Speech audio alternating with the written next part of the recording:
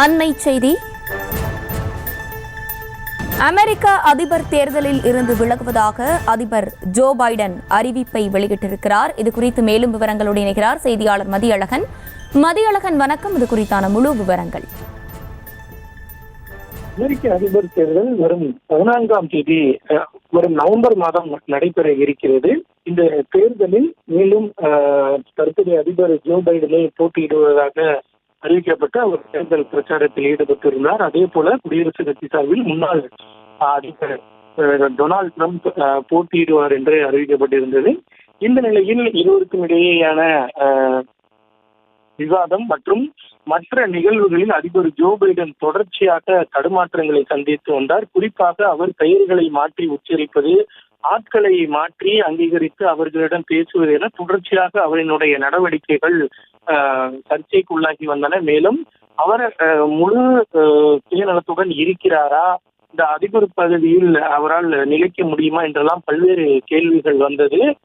குறிப்பாக அமெரிக்கா போன்ற நாடுகளை பொறுத்தவரை அதிபரினுடைய அந்த உடல்நிலை என்பது மிகவும் முக்கியம். உடல்நலம் மட்டுமில்லாமல் மனநலம் மிக முக்கியத்துவம் வாய்ந்ததாக பார்க்கப்படுகிறது. அவர்களுக்கு ஏதேனும் சிகிச்சை என்றால் கூட அதனை பொதுவெளியில் பகிர வேண்டும். இதுதான் அந்த நாட்டினுடைய விதிமுறையாக இருக்கிறது. இந்த நிலையில் பைடனுடைய தொடர்ச்சியான தடுமாற்றங்கள் ஜனநாயக கட்சியினரிடையேயும் ஏற்படுத்தின, மக்களிலும் அது பின்னடைவை ஏற்படுத்தியது.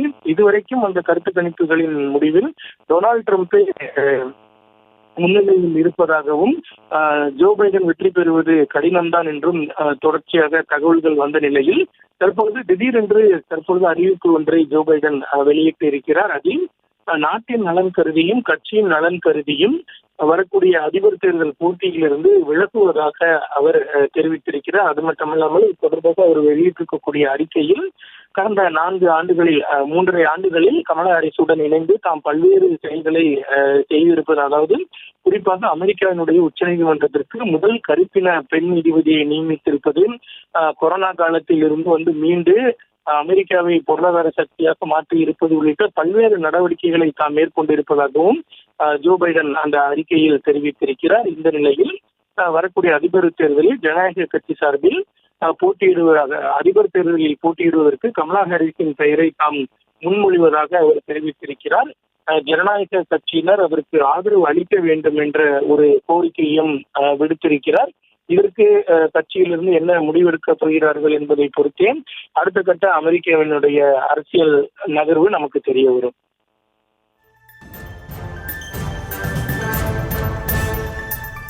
விவரங்களை வழங்கியமைக்கு நன்றி மதியழகன்.